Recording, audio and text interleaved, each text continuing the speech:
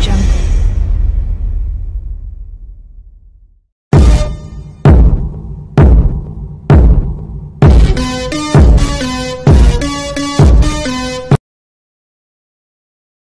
Shalom, soyez tous salués dans le puissant nom de notre Seigneur Jésus.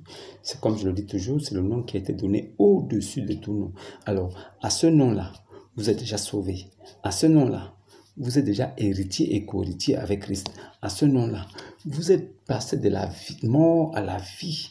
À ce nom-là, vous êtes quitté des ténèbres à la lumière. À ce nom-là, vous quittez d'esclaves pour devenir fils de Dieu. Alors, aujourd'hui, j'aimerais vous parler de quelque chose. Je vais vous parler du mariage temporaire. Est-ce que vous avez déjà entendu parler du mariage temporaire? Si, le mariage temporaire existe dans l'islam.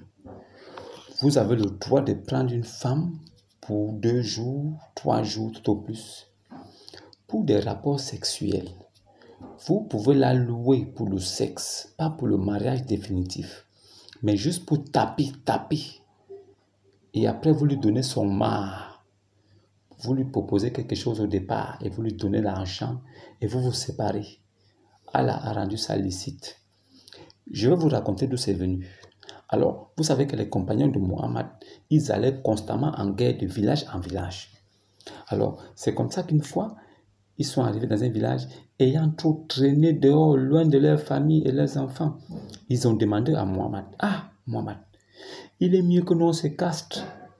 Parce que le fait qu'on soit toujours avec toi, on te suit partout là, on reste comme ça, ça nous dérange. C'est mieux on se castre, comme ça on va rester une bonne fois, on n'aura plus d'envie de femmes. » Alors Mohammed lui a dit, « Non, vous ne pouvez pas faire ça. Je vais demander à mon Dieu Allah. Il me dira ce que vous devez faire. » Alors c'est comme ça que ces califes et ces soldats sont allés se reposer. Mohammed a fait quelques jours, il est revenu leur dire que non, vous ne devez pas vous castrer. Vous pouvez prendre des femmes pour 2-3 jours maximum, tout au plus, mais en leur proposant quelques richesses et vous couchez avec elles à volonté. Et après 3 jours, vous vous séparez d'elles en leur remettant leur dû. Vous leur donnez quelque chose, ce que vous avez de précieux. Comme ça, vous pouvez répéter l'opération à chaque fois que vous voulez.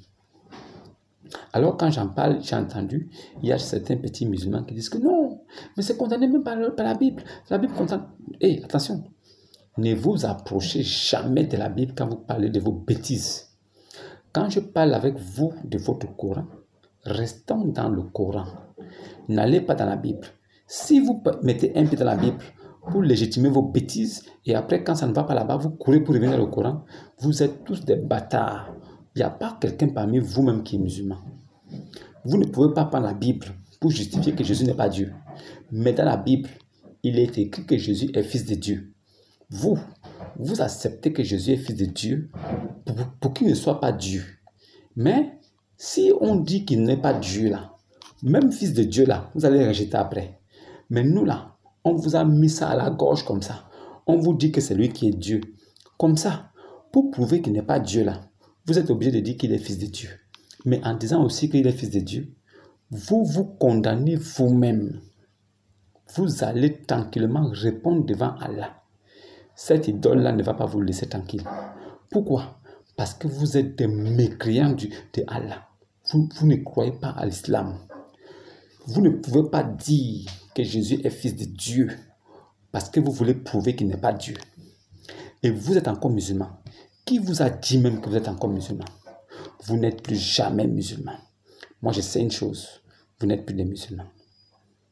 Le musulman qui a déjà dit ça une fois de sa bouche, que non, Jésus n'est pas Dieu, il est fils de Dieu. Si tu as déjà fait ça, tu n'es pas musulman. Un vrai musulman ne reconnaît pas que Jésus soit fils de Dieu. Il ne reconnaît pas aussi que Jésus soit Dieu. Il ne reconnaît pas les deux.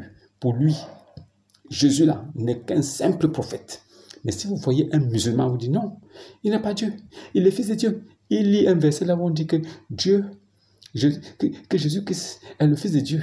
Et non, vous savez, non, Jésus-Christ n'est pas Dieu, il est le fils de Dieu. Mais est-ce que tu crois qu'il est le fils de Dieu? Est-ce que tu crois qu'il est le fils de Dieu? Tu ne crois pas. Mais tu fais croire, tu fais semblant, juste parce que tu ne veux pas accepter qu'il soit Dieu. Mais je vous concède ça, parce que je connais vos cœurs. Dieu m'a donné ce discernement-là, je vous connais. Je sais que ce que vous fait mal, c'est que Jésus soit ressuscité des morts. Votre prophète a dit dans son livre maudit là, que c'est lui qui sera le premier à ressusciter. Mais comme par hasard, Jésus est déjà ressuscité. Donc, Mohammed, donc, il sera le premier. Où? Dans quel monde? Dans lequel nous vivons ou dans un autre monde? Il ne sera premier nulle part. La preuve, c'est que son frère, Jésus, qui est né avant lui, 600 ans plus tôt, est déjà ressuscité. Lui qui est né 600 ans après, il n'est pas encore ressuscité. Donc, il ne ressuscitera jamais. Vous le suivez. Ça vous regarde. Mais sa vie, c'est un ramassis de caca et de déchets. Je n'ai plus besoin d'énumérer sa vie ici. Allez-y lire. Al-Sharwani, volume 1, page 263. Allez-y lire. Vous allez voir ce qu'il a fait là-bas. Al-Sharwani, volume 1, page 263. Allez-y lire. Vous allez comprendre. Si vraiment un prophète de Dieu peut bander quand sa femme est morte, tu viens de perdre ta femme, elle est allongée, morte. Toi, dépourvu de sentiments et d'humanité, tu bandes et tu l'enfonces. Quel ce qui est dans ta tête? Quel plaisir veux-tu rechercher en enfonçant un cadavre? Ça veut dire que tu manques de respect. Tu n'as aucune sympathie, aucun respect même pour la personne disparue. Tu enfonces son cadavre parce que tu es assoiffé de désirs sexuels. Et il ne faut pas qu'on te parle. Il ne faut pas qu'on dise ça. Dès qu'on a dit ça, wow, il parle mal de notre prophète. Qui vous a dit qu'il est prophète? Ibn Abi Kabsha n'était jamais un prophète. Il ne s'appelle même pas Ahmad. Il s'appelle Ibn Abi Kabsha. C'est son vrai nom. Il n'a jamais été prophète. Il a porté ce nom-là plus tard. Pourquoi il n'a pas gardé son nom de naissance pour exercer son ministère avec ça? Pourquoi il n'a pas gardé son nom de naissance et exercer son ministère avec? Pourquoi il a fallu qu'il change son nom? Un nom qui ne l'appartient pas. Il prend le nom de très louangé. Celui qui mérite la louange. Il prend le nom qu'il mérite à Dieu. Un attribut de Dieu. C'est à Dieu qui mérite cet attribut-là. Celui qui mérite la louange, c'est l'Éternel. Celui qu'on doit adorer, c'est Dieu. Lui, il vole ça, il dit que c'est lui qui s'appelle Mohammed. Ce n'est pas son nom. Désormais, sur cette chaîne-là, je m'abstiendrai de citer ce nom de Mohammed. Je dirais Ibn Abi Kabsha. Vous, les musulmans qui connaissez, vous saurez de qui je parle. Ce n'est pas son nom. Donc, à partir d'aujourd'hui, je l'appellerai par son vrai nom de naissance. Comme le nom de naissance de Jésus. Le nom de naissance de Jésus, c'est Jésus-Christ. Le nom de naissance de ce type-là, c'est Ibn Abi Kabsha. Abu al-Qasim, c'est son nom. C'est comme ça que je vais maintenant procéder. Maintenant, ce type-là, que vous dites qu'il est prophète, il est votre prophète, il a enfoncé un cadavre. Vous là, qui êtes dans ça, allez-y vérifier. Al-Sharwani, volume 1, page 263. Allez vérifier. Maintenant, j'ai aussi dit que votre prophète là, il a accepté. Ça veut dire qu'il a dit, en accord avec son Dieu, que vous, les musulmans, les moussaï lama là, vous pouvez prendre des femmes pour 2-3 jours et taper. Ce n'est pas de l'impureté, ce n'est pas de l'adultère. C'est rendu licite par votre Dieu. Votre Dieu vous permet de faire ça. Mais vous dites non, pourquoi? N'est-ce pas, même dans la Bible, c'est condamné. Qui vous a dit que notre Dieu de la Bible, c'est votre Dieu? Qui vous a dit ça? Qui vous a dit que le Dieu des chrétiens là, et des juifs, c'est le Dieu des arabes? Qui vous a dit ça? Enlevez ça de vos têtes. Ça ne peut pas être le même Dieu. C'est pas possible. Notre Dieu là, il a donné des critères et on connaît. Votre Dieu, il a rendu licite l'adultère. Sourate 4, verset 24. Allez-y vérifier. Le mariage temporaire est licite par Allah. Est rendu licite par Allah et Muhammad. Sourate 4, verset 24. Allez-y aussi lire Saïd musulman 1405F. Saïd musulman, 1405F. Allez-y lire. Il vous est permis de prendre des femmes, de louer des femmes pour des services sexuels pour 3 jours. C'est ça là, votre Dieu. Voilà sa vraie nature, sa vraie face qui révèle au monde. L'inceste, l'adultère, la pédophilie, l'homosexualité. Voilà le Dieu de l'islam. Il faut que nous on reste là-bas, on vous écoute. On est là, ah oui, c'est vrai, c'est la vérité. Quelle vérité? Quelle vérité?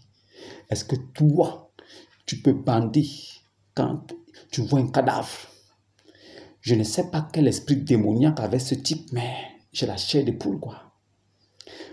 Est-ce qu'un homme normal qui a tous ses sens, rempli de bon sens et de bienveillance, est-ce qu'il peut avoir la force de se mettre en érection quand il voit un cadavre de sa femme? Votre type là a fait ça. Ibn Abi Kabsha, il a fait ça. Il ne s'est pas arrêté là. Avec toutes les femmes et les belles femmes qu'il y avait en Arabie Saoudite là-bas, il est allé prendre la femme de son fils Zaïd.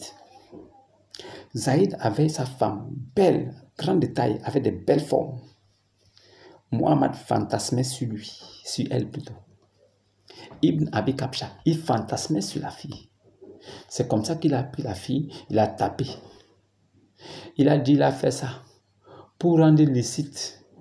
Les pères peuvent maintenant épouser les femmes de leurs fils adoptifs. C'est pour ça qu'il a fait ça. Voilà la pierre à l'édifice qu'il a apporté pour parfaire le monde, pour rendre le monde meilleur. Un père peut prendre la femme de son fils, il baise. C'est ça là. Non, on doit suivre ça, on ne parle pas. Oh oui, c'est le modèle parfait. Modèle de quoi? Il est parti prendre Aïcha. Elle avait 6 ans.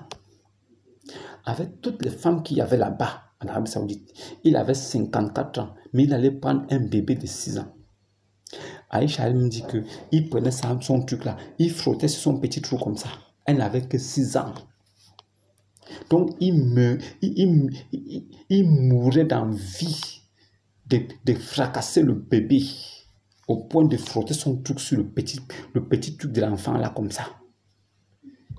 Ça, il ne faut pas qu'on parle. Non, si tu parles comme ça, tu incites mon prophète. Donc quoi? Il est quoi? Il est ça là, c'est un homme qu'on doit suivre. Quand tu écoutes son épopée, son histoire là, est-ce qu'il mérite qu'on le suive? Qui peut suivre un impur comme ça? Un impur manifeste. Tape bébé de 6 ans. Non, il ne faut pas qu'on parle. Il ne s'arrête pas là. Il ne s'arrête pas là. C'est-à-dire qu'il organisait des guet-apens pour tuer des tribus, des villages, à cause seulement des belles femmes que ceux-là avaient. C'est-à-dire que Mohammed, il créait une guerre contre une tribu parce qu'il a remarqué qu'ils ont des belles femmes avec des jolis yeux et des jolis cheveux. Il créait des guerres comme ça. Et quand il finissait, il tuait les hommes, il gardait les femmes. Et il les couchait de force. Il les tapait de force. C'est le même qui a dit que des femmes peuvent se donner à lui si elles veulent. Maintenant, lui, il les garantit le paradis. C'est-à-dire que quand il réussit à te taper et à sucer ta bouche, quand tu parles là, tu es sûr que tu vas aller au paradis, dans les jardins où coulent des ruisseaux. Vous qui dites que Jésus est musulman là, comment Jésus peut être musulman? Il a dit au paradis là, nous serons asexués, comme des anges, nous ne prendrons pas de femmes. C'est ce qu'il a dit, c'est ce que Jésus musulman a dit. Jésus musulman appelle Jésus, elle appelle Dieu mon Père. Jésus musulman appelle Dieu mon Père. Il a dit, aucun homme ne prendra de femmes, ni de femmes des époux. Mais comment c'est possible que votre type il vient plus tard et dit non, vous aurez 72 vieilles chacun. Ceux qui sont musulmans, qui croient en nos signes, et qui accomplissent la salat, la zakat, vous ne devez avoir aucune crainte. Entrez au paradis, vous et vos épouses, vous y serez fêtés. entrez au paradis, vous, vos épouses et vos enfants, vous y serez fêtés. Moi, je corrige la sourate, parce que la sourate là est incomplète. Entrez au paradis, vous, vos épouses et vos enfants, vous y serez fêtés. Maintenant, arrivé au paradis là-bas, la femme sera mise de côté dans une pièce sombre. Elle sera mise en quarantaine, serrée et verrouillée. Oh non, elle sera aussi triée parmi les femmes, parmi 72 qu'on pourra donner à quelqu'un d'autre. Parce que chacun d'eux aura 72 vierges. Et chacun d'eux, quand il couche avec une vierge, dès qu'il finit, elle redevient vierge. Il couche avec elle, il a des pucelles, elle a la douleur, elle a mal. Et dès qu'il finit, elle devient vierge. Donc il peut recommencer encore son atrocité demain. Donc la douleur qu'elle a endurée aujourd'hui, là, demain, elle va encore endurer la même chose. Et c'est comme ça, là, continuellement, éternellement, ça ne va jamais s'arrêter. Les hommes seront des insatiables de sexe. Et ils pourront dépuceler des femmes à répétition. Ça veut dire que il a 72 femmes qu'il peut dépuceler chaque fois. Voilà le jeu favori de l'islam et des musulmans au paradis. Dépuceler, elle redevient vierge. Dépuceler, elle redevient vierge. Dépuceler, ce sera ça. Pendant ce temps, le Jésus musulman qui viendra pour tuer le porc, le Jésus musulman là, qui va revenir pour tuer le porc et venir prier avec vous là, il a dit que là-bas, aucun homme ne prendra des femmes, ni des femmes des maris. Nous serons asexués, sans sexe. Ce Jésus musulman là, qui a dit que les hommes n'auront pas de sexe là. Et votre Ibn Abi Kabsha, qui est venu dire que vous aurez des longs sexes pour pouvoir taper toutes les 72 vierges là. Entre les deux, qui dit la vérité? Entre les deux, nous devons croire qui? Jésus qui est venu à l'an zéro de notre ère, qui a dit qu'il est la vérité, la vie, il est la lumière, la vérité, il est le chemin. Il a dit qu'il est la vérité et il l'a prouvé. Il a manifesté des signes. On a vu que oui, Dieu était vraiment avec cet homme-là. Il a ressuscité les morts. Il a guéri les malades. Jésus là, il a annoncé la bonne nouvelle aux pauvres. Jésus là, il est mort, il est ressuscité. Jésus là, il a ouvert l'esprit à ses apôtres. Jésus là, il est monté au ciel. Il s'éleva au ciel. Jésus là, il a dit personne n'est monté au ciel, si ce n'est celui qui est descendu du ciel, le Fils de l'homme qui est dans les cieux. Pendant qu'il était sur la terre, il était encore dans les cieux. Jésus là, il a dit, mon royaume n'est pas de ce monde. S'il dit a un royaume, ça veut dire que c'est lui le roi. Et s'il est le roi du royaume, quelle est la position de Dieu? Si lui, Jésus, il dit que mon royaume n'est pas de ce monde, alors si son royaume n'est pas de ce monde, et qu'il est le roi de son royaume, Dieu occupe quelle position là-bas dans ce royaume-là? Puisque Jésus est déjà le roi. Donc Dieu est le prince du royaume de Jésus. Vous ne pouvez pas comprendre les Écritures. Ça me désole à chaque fois de venir vous dire les mêmes choses pour que vous compreniez la vérité de Dieu. Jésus musulman là, il se jeta sur sa face comme ça. Sur sa face. Et il dit, mon Père, s'il est possible que cette coupe, mon Père, est-ce que les musulmans appellent Allah mon Père? Est-ce qu'un musulman peut avoir l'audace d'appeler Allah son Père? Est-ce que Allah reconnaît d'abord qu'il a un fils? Est-ce que Allah d'abord a été engendré? Il dit qu'il n'a pas été engendré et il n'a jamais engendré. Donc Jésus là ne peut pas être son fils. Alors, vous les musulmans qui avez pris Jésus, l'associer à vos balivernes là, est-ce que c'est du Jésus dont nous on parle là qui est là-bas dans votre livre? Dans votre livre là, est-ce qu'on parle du même Jésus? Est-ce qu'on parle du même Jésus? Nous là, le nôtre, notre Seigneur, il est né à Bethléem. Il est né à Bethléem, dans une bergerie, parce qu'il n'y avait pas de place à l'hôtellerie. C'est lui-même qui a voulu que les choses se passent ainsi.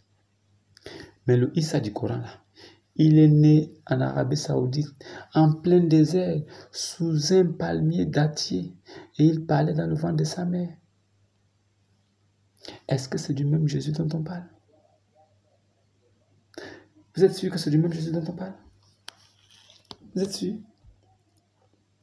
Est-ce que vous êtes sûr? Jésus musulman a dit que les hommes ne prendront pas de femmes au paradis. Ibn Abi Kabsha est venu, il a dit que chaque musulman, chaque Moussaïlama aura 72 vierges. Entre Jésus musulman et Ibn Abi Kabsha, qui dit la vérité? Toi, donc tu crois que tu auras 72 vierges là-bas? Pendant ce temps, la femme que tu as épousée ici, que tu as utilisée ici, elle sera où? Quelle est la récompense de ton épouse au paradis où coulent les ruisseaux? Quelle sera sa récompense pour les fidèles et loyaux services que tu as rendus ici sur terre, ici-bas? Donc, arrivé là-bas, Allah va la prendre, la jeter dans un cachot. Et toi, on va te mettre dans un petit jardin avec des fleurs partout et des huttes. Il y aura les yuris dedans. 72 yuris pour chacun. Et Allah aussi, comme il ne donne jamais les choses à moitié, il va vous donner aussi des longues verges avec des vagins qui conviennent à ça. Pour que vous puissiez taper la basse à gogo. Donc, imaginez donc un jardin d'Allah avec un jardin boxon. C'est-à-dire que ça sera un jardin d'Allah avec de la prostitution à l'état aggravé. Donc, chaque musulman sera là tous les jours seulement. Il finit, il descend. Le vin qui est interdit sur terre pendant son vivant, dans la vie terrestre, là-bas, Allah lui promet des rivières de vin. Donc, il pourra aller puiser, il boit. Après ça, qu'il est un peu ivre. Ne vous approchez pas de la salade quand vous êtes ivre. Allez, il rentre tranquillement dans la hutte. Il va prendre une yurie qui est vierge. Voilà le paradis de Allah. Donc le musulman est là dans la hutte. Et comme il fait, en même temps aussi son frère c'est là-bas. Isa, Bismillahirrahmanirrahim. C'est pas possible. L'autre c'est là-bas. Bismillahirrahmanirrahim.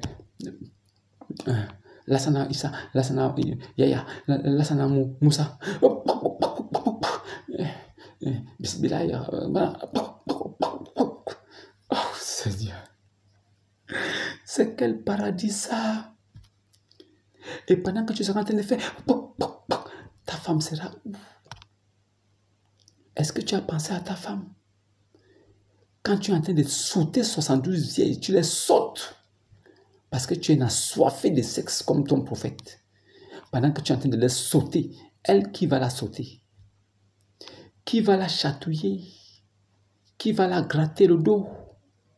Donc, elle sera là-bas comme un objet abandonné. Pendant cette fois, les satisfactions sexuelles seront pour toi. Tu vas jouir et tu vas éjaculer beaucoup de gouttes de sperme. Un paradis sexuel de sperme éjaculé. Chacun sera là. Tu entends là-bas, ouah, là-bas, ouah, là-bas, ouah. Ce sont les musulmans qui sont au paradis. Chacun se lâche. L'autre est resté toute sa vie sur terre. Il n'a pas connu de femme. Il se dit qu'il a un bon rattrapage là-bas au jardin où coulent les ruisseaux. Voilà l'occasion qui est là. Il a 72 repas bien chauds. Donc, dès qu'il finit par là-bas, Allah est là-bas, il dit oui, allez-y.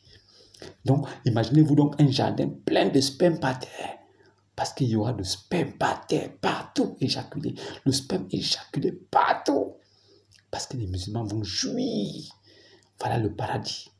Et pendant ce temps, les chrétiens seront asexués, sans sexe, comme des anges. C'est la différence. Donc, vous croyez en quel Jésus? Le Jésus du Coran qui a dit, qui n'a même pas parlé à propos du paradis. Lui, Jésus du Coran, là, il n'a pas parlé. C'est Ibn Abi Kabsha qui a donné tous les détails. Par contre, nous, dans notre livre, là, Jésus lui-même, il a parlé. Il a dit comment nous serons là-bas. Bon, maintenant, entre les deux, là, qui dit la vérité? Maintenant, toi, tu portes le nom de très louangé. celui qui mérite la louange. Est-ce que tu n'es pas mort? Est-ce que la mort ne t'a pas tapé? Tu es parti manger le mouton à Caïbar après avoir tué toute une famille. Tu as gardé la femme pour toi, la jeune juive jolie pour toi. Tu l'as violée le même jour. Et après, tu lui as dit, fais-moi à manger. Elle a fait un gigot de mouton. Elle a mis le poison. Tu as mangé, ça t'a tapé, tu es tombé. C'est ça qui t'a amené sur ton lit. Et sur ton lit, tu souffrais de douleurs. Tu as envoyé tes califes aller chercher Zénab pour lui demander que pourquoi tu as fait ça. N'as-tu pas craint Allah? Je suis le messager de Allah. Ne l'as-tu pas craint? Pourquoi tu as fait ça? Mettre le poison dans le gigot. La fille a répondu, si tu étais un roi, j'aurais débarrassé le peuple de toi. Mais si tu étais un prophète, le poison ne t'aurait rien fait. En même temps, il a demandé qu'on lui coupe le cou. On a coupé le cou à la femme direct. Voilà. Parce que elle venait en même temps de mettre en nu son ministère en faisant comprendre aux hommes qui étaient là, qui n'avaient pas le discernement, qu'elle, elle a mis le poison parce qu'elle savait que si tu es un véritable prophète de Dieu, le poison, les piqûres de scorpions, de serpents, de breuvages mortels, rien ne pourra t'atteindre parce que tu es protégé par l'Esprit de Dieu. Mais si tu ne l'es pas, ces choses vont t'atteindre. Et le poison a atteint Ibn Abi Kabsha. Preuve à l'appui qu'il n'était pas un vrai prophète envoyé de Dieu. Le Dieu des Juifs, là, Elohim, ne le reconnaissait pas. Il pourrissait sur place. Il faisait caca sur place. Il faisait pipi sur place. Il sentait déjà mauvais. Il souffrait de douleur. C'est Aïcha elle-même qui confirme en disant, elle n'a jamais vu un homme souffrir autant. La douleur était incommensurable. Elle avait pitié de lui, elle pleurait souvent parce qu'elle le voyait gémir. Quelqu'un qui a blasphémé le nom de Jésus, il doit gémir comme ça. C'est la récompense qui est donnée à toutes les personnes qui blasphèment le nom de Jésus. Celui qui blasphème contre le Saint-Esprit, il a cette récompense-là qu'il attend à la fin de ses jours. Ce gars est mort dans des atroces souffrances. Ne l'enviez même pas. Et personne ne doit même imaginer un instant se mettre à sa place. C'était atroce. Si Aïcha vivait encore, nous lui aurions posé la question et elle aurait donné des réponses assez claires pour que vous sachiez que ce gars-là, il est perdu. Même l'enfer va le rejeter. Pourquoi? C'était un abominable, un incestueux et un impur. Il a conduit tout le monde arabe en enfer. Il a passé sa vie à tuer, violer, arracher, violer. C'était sa vie. Aujourd'hui, ces choses ne sont pas venues. La vérité, nous exposons seulement la vérité que nous avons compris. La vérité que nous avons vue, certifiée, écrite dans vos livres. C'est ce que nous certifions. Nous amenons ça à l'existence. Nous faisons voir ça aux gens qui ne peuvent pas lire.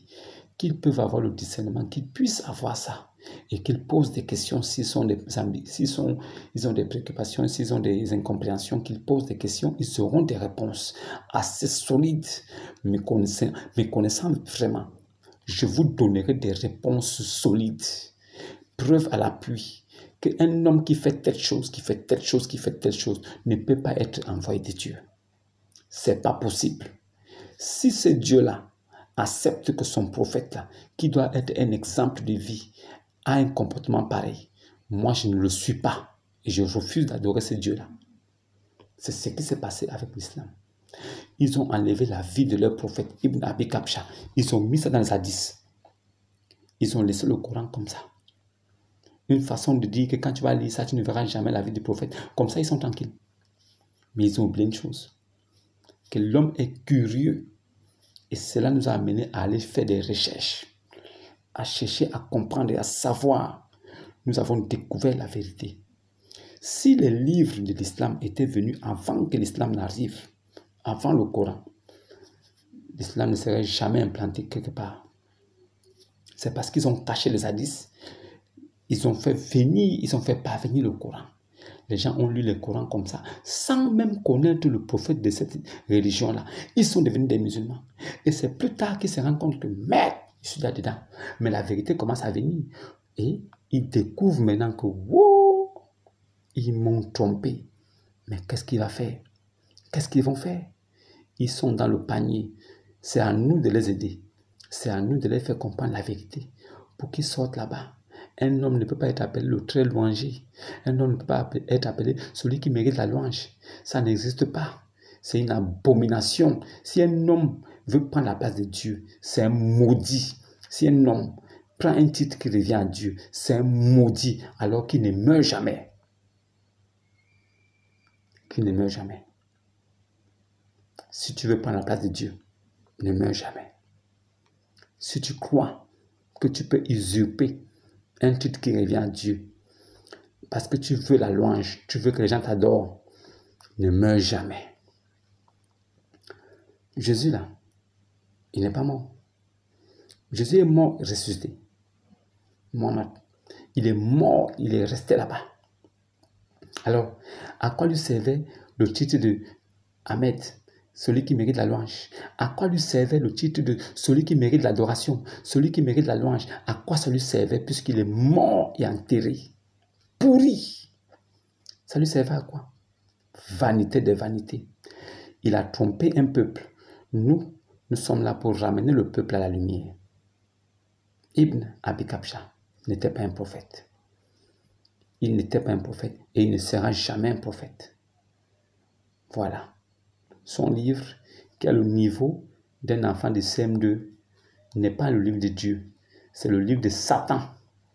Un livre là où les démons ont écouté la lecture du Coran. Et ils ont confirmé que, ouais, quelle lecture merveilleuse. Il n'y a qu'un démon pour apprécier ce qui est démoniaque. Mais Jésus là, son nom seulement chasse les démons. Alors, combien de fois son livre? Alors, donc, n'acceptez pas de bêtises. N'acceptez jamais ça. Quelqu'un qui s'appelle Ibn Abi Kabsha, il dit qu'il s'appelle maintenant l'homme qui mérite la louange, le très louangé, mais il est mort. Il n'est pas ressuscité, hein? Il est mort. Ça servit à quoi? Ça servit à quoi de s'appeler comme ça? Moi aussi, je peux dire que je m'appelle Dieu, ou bien je m'appelle Allah. Mais quand je suis mort là, si je ne ressuscite pas là, ça servit à quoi? C'est-à-dire chercher à impressionner les gens avec des noms glorieux là. Nous les chrétiens là, on ne marche pas de ça, on ne tombe pas dans ce genre de combines. Nous les véritables chrétiens là, on s'en fout du nom que tu portes. Si tu es chrétien là et que tu dis que tu es chrétien, on te juge selon ce qui sort de ta bouche. Si tu es vraiment chrétien, nous le saurons. Maintenant, si tu dis que tu es notre prophète et que tu es le meilleur des prophètes de tous les autres là, on te juge aussi selon ce qui sort de ta bouche. Quel qu'en soit le nom que tu portes, on s'en fout. Le jour que tu meurs, tu ne ressuscites pas, tu es un faux type. C'est tout. Voilà. Donc, vous qui portez le nom de Ahmed, Mohammed, et vous croyez que vous avez quelque chose là, vous avez la malédiction en vous. Comme ce n'est pas visible là, c'est le jour où vous allez mourir là, que vous allez savoir. Si vous ne saviez pas avant, maintenant vous connaissez la vérité. Enlevez-moi ce nom-là. Vous ne méritez pas la louange. Déjà que votre type là, Ibn Abi Kabsha, lui ne méritait pas la louange. Il est allé où? Lui qui s'est réclamé d'être prophète, il est mort, il est allé où? Maintenant, vous qui le suivez, qui êtes illettré en alphabet là, qui ne comprenez même pas bien le français, vous allez aller où? Qui va vous sauver? Restez dans vos bêtises. Maintenant, merci pour ceux qui s'abonnent, merci pour ceux qui like aussi, qui partagent. Cela me va droit au cœur et je sais que vous participez à l'œuvre de Dieu. Ne me voyez pas, ne regardez pas le visage qui vous parle. Écoutez attentivement ce qui sort de ma bouche. Tout ce qui sort de ma bouche est écrit. Je n'affirme jamais rien sous l'effet de l'émotion pour plaire. Je vous dis des choses dont je suis capable de prouver avec des livres, soit sataniques, soit les Saintes Écritures. Tout est à ma portée. Je vous dis des choses que je connais pour que vous aussi vous sachiez. C'est ce que je fais. Je ne dénigre rien, mais je vous apporte la vérité à l'état brut et pur. Celui qui accepte, c'est bon. Celui qui rejette, sachez qu'il a rejeté aussi Jésus-Christ. Et en même temps aussi, je sais une chose, tous les musulmans du monde ne croient pas en Jésus. Ce sont des menteurs. Si un seul vous dit, je crois en Jésus, demandez-lui, tu as pris ton baptême quand? C'est la question qui va le clouer le bec. Shalom et à demain. Soyez tous bénis. Audio Jungle.